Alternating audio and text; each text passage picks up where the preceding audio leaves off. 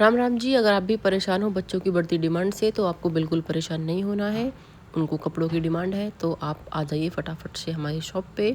और यहाँ पे आपको एक से एक कलेक्शन मिलेगा कपड़ों का। तो मैं भी शॉप पे गई थी और मैंने बहुत सारे फैब्रिक देखे सीक्वेंस में, हैवी वर्क वाले, लाइट वर्क वाले, और आखिर में मैं पहुँच गई प्लेन कपड़ों पे। यहाँ पे मैंने देखे चमकीले कपड़े बिल्कुल, और उसके बाद देखे थोड़े कम चमकीले कपड़े, और मुझे इनमें से सिलेक्ट करना थोड़ा मतलब मुश्किल था। कभी चमकीले अच्छे लगते तो कभी कम चमकीले, लेकिन मैंने रख दिया उठा के सबको। और उसके बाद लिया मैंने एक बहुत ज़्यादा चमकीला कपड़ा। ये बिल्कुल इसको लगाने के बाद में एकदम ब्राइडल लुक आ रहा था, क्योंकि इससे बनने वाली ड्रेस वो बहुत ही अच्छी बनने वाली थी। और इससे आता मतलब इसमें बहुत ज़्यादा गोल्डन वाला लुक आ रहा था।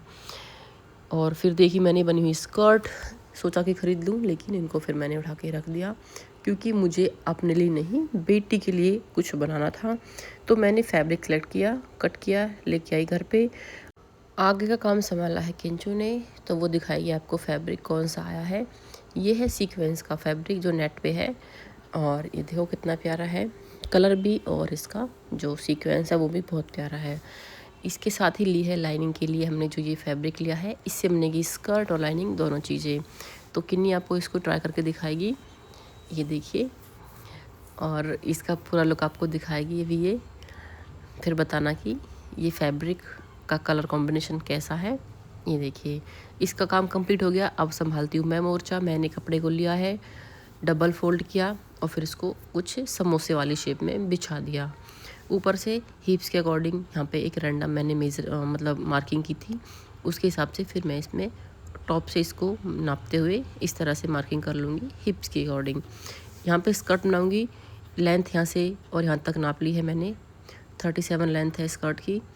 और फिर एक अच्छी मार्किंग के लिए ऊपर टॉप से मैं इंच टेप को पकड़ूंगी और सारे में से घुमा के, और मैं चौक की हेल्प से इसमें मार्क कर लूँगी। इससे क्या होगा कि जो हमारी मार्किंग होगी वो बिल्कुल परफेक्ट आएगी। अगर नीचे से मार्क करती तो कहीं से ऊंचा कहीं से नीचा होता। अगर टॉप से हम इस तरह से मार्किंग करते हैं तो बिल्कुल परफेक्ट इसमें मार्किंग होती है। अब कट कर लेंगे फैब्रिक को, और यहाँ पे नीचे थोड़ा सा फैब्रिक बचा हुआ है, मतलब वहाँ पे हमें एक अलग से जोड़ लगाना पड़ेगा। कट कर लेंगे, पहले नीचे से कट किया है, और यहाँ पे जोड़ा मतलब यहाँ से बंद था कपड़ा तो इधर से भी कट कर लिया। इसके बाद में हमेशा मतलब हमेशा नहीं, मोस्टली जो ये सर्कुलर वाला स्कर्ट या प्लाजो होता है उसमें थोड़ा सा जोड़ आता है नीचे, तो उसके लिए मैं यहाँ पे फैब्रिक को उसमें मेज़र करके काट लूँगी। और आप चाहो तो पहले कट कर लीजिए, उसके बाद में सिल के आप उसकी कटिंग कर सकते हो, लेकिन मैंने यहाँ पे पहले इसको अलग से कट किया और फिर उसको देख के उसके साइज़ के अकॉर्डिंग एक्स्ट्रा कपड़े को निकाल दिया है। तो ये हमारी स्कर्ट बनके रेडी हो गई है। और इसी तरह से आप इसका प्लाजो भी मतलब बना सकते हो, सिर्फ इसमें हमें आसन का मार्किंग करनी होगी और उसको कट करना होगा। स्कर्ट कट हो गई है, उसके बाद नंबर आता है ऊपर की कुर्ती का। तो मैं छोटा सा सूट बना रही हूँ इसके लिए, और आप 12 से 13 साल के बच्चे के लिए मैं ये बना रही हूँ। तो आप लगभग 5.5 इंच उसके लिए तीरा लगा लेना, और उसकी फिटिंग के अकॉर्डिंग। और मैंने यहाँ पे मैं तो बहुत ज़्यादा लूज़ रखती हूँ उसकी साइज़ के अकॉर्डिंग हिसाब से, तो और बिल्कुल परफेक्ट एकदम सिल के रेडी होता है। अगर छोटे बच्चों को हम बिल्कुल भी फिटिंग के सूट वगैरह बनाते हैं तो वो अच्छे नहीं लगते, और मतलब अजीब से ही लगते हैं उनका लुक भी, इसलिए मैं थोड़ा लूज़ ही सिलती हूँ। देखिए मार्किंग के हिसाब से आप देख सकते हो कि मैंने इसको कितना लूज़ करके सिला है, और बिल्कुल परफेक्ट आता है एकदम पहनने के बाद में। तो आर्म होल की गोलाई कर ली है, कट कर लेती हूँ। आजकल ये बहुत ट्रेंड में है, कुर्ती सूट और साथ में स्कर्ट। तो जैसे बच्चे देखते हैं वैसी डिमांड भी करते हैं। और अगर आपका बजट नहीं है बाहर सिलवाने का, तो आप इस वीडियो को देख के आप भी अपने बच्चे के लिए या फिर अपने लिए परफेक्ट एक ड्रेस तैयार कर सकते हो। क्योंकि इसमें मैं मतलब मैं कोई भी अगर वीडियो बनाती हूँ स्टिचिंग की या किसी चीज़ की, तो मैं बिल्कुल डिटेल से बनाती हूँ। वीडियो थोड़ी बड़ी होती है, लेकिन फिर भी मैं कोशिश करती हूँ कि आपको एक ही वीडियो में सब कुछ मिल जाए और आपको बार बार उसको रिवाइंड ना करना पड़े, और किसी और जगह पे जाके आपको फिर से उसको रिपीट करके ना देखना पड़े। तो लाइनिंग कट की थी पहले मैंने, फिर मैंने जो फैब्रिक है मेन फैब्रिक उसको कट कर लिया। एक्चुअल में था क्या कि जो ये सीक्वेंस वाला फैब्रिक है मेरे पास मतलब 2-3 साल से रखा हुआ था ये, तो इसका कुछ टाइम नहीं था बनाने का। मैं पहले अपना ब्लाउज बनाने वाली थी, लेकिन फिर अब टाइम आ गया इसको मतलब इसका पे काम करने का, तो सूट सिल दिया अपनी बेटी का। पहले मैं अस्तर के साथ में सूट की सिलाई करूँगी ऊपर से, और जो भी थोड़ा बहुत झोल होगा इसमें वो निकल जाएगा। और सबसे मेन काम होता है किसी भी सूट की फिनिशिंग के लिए, हम अस्तर को उसमें किस तरह से अटैच करते हैं। और अभी इसमें एक ट्विस्ट और भी है, क्योंकि आप देख रहे हो सीक्वेंस थोड़ा ऊपर तक ही है, इसमें नीचे नहीं है।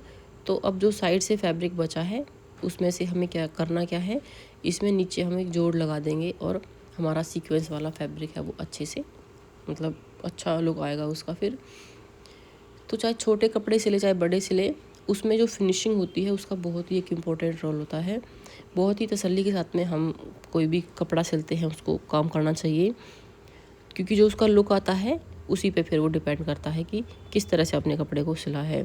नीचे कपड़ा अटैच करने से पहले मैं एक बार गले वाला काम कर लेती हूँ।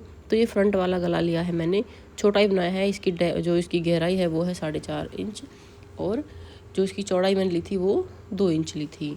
मोस्टली मैं 2.5 या 3.25 इंच लेती हूँ गले की चौड़ाई, जो मीडियम साइज़ के होते हैं। और बच्ची के लिए बना रही हूँ तो ये देखिए, सॉरी 5 इंच इसकी गहराई है। अगर हम ज़्यादा छोटा बनाते हैं तो फिर होता क्या है, वो उसमें फिर बच्चे का सिर नहीं आता, फिर हमें अलग से कट लगाना पड़ता है उसके लिए।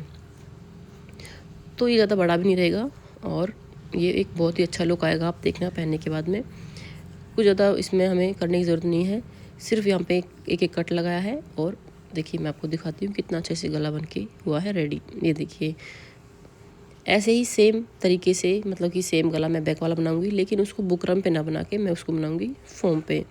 बिल्कुल फिनिशिंग के साथ में गला बन के रेडी हो गया है। अब नंबर आएगा बैक वाले गले का।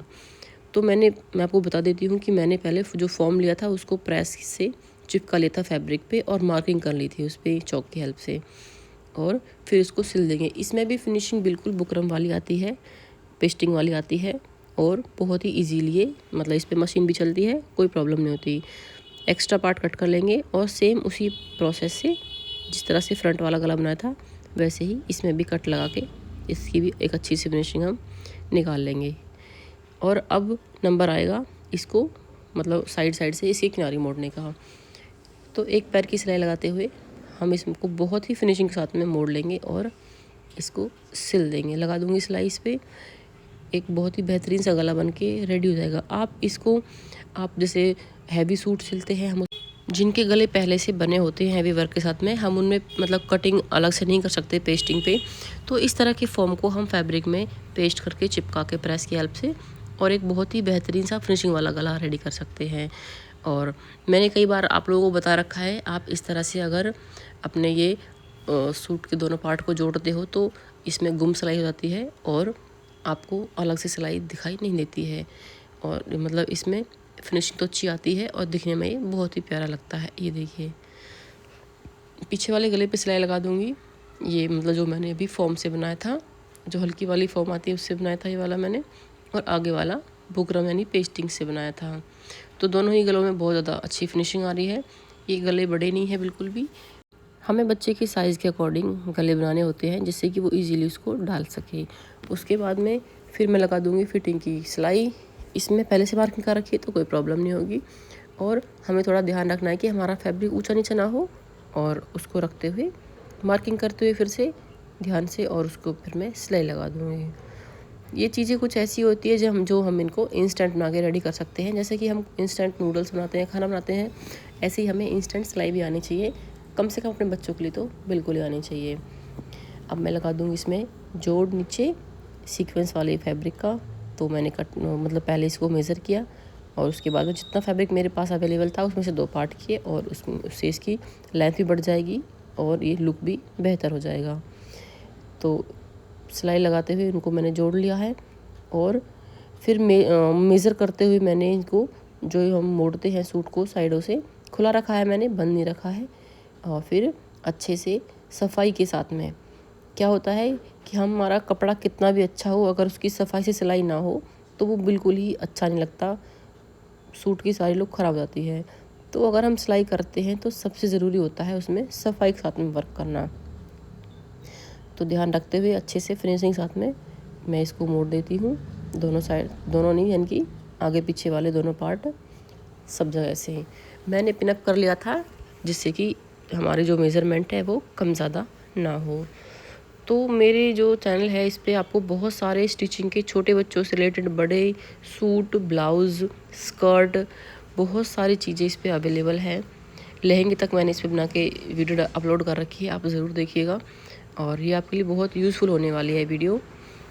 और भी बहुत सारी कुकिंग की, क्राफ्टिंग की, DIYs की वीडियोस अवेलेबल रहती हैं।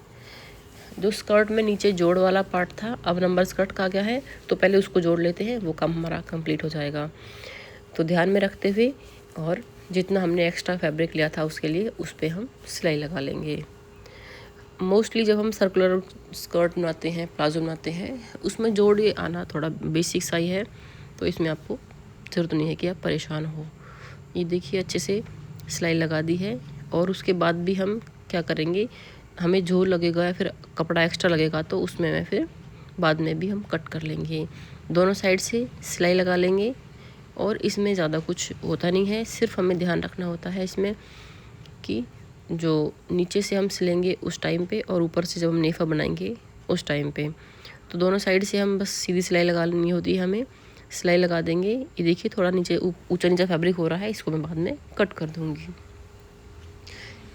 एक साइड सिलाई लगने के बाद में अब लगाएंगे दूसरी साइड। और इसमें जो सर्कल वाली स्कर्ट होती है इसमें सिर्फ कटिंग का ज़्यादा मतलब महत्व होता है।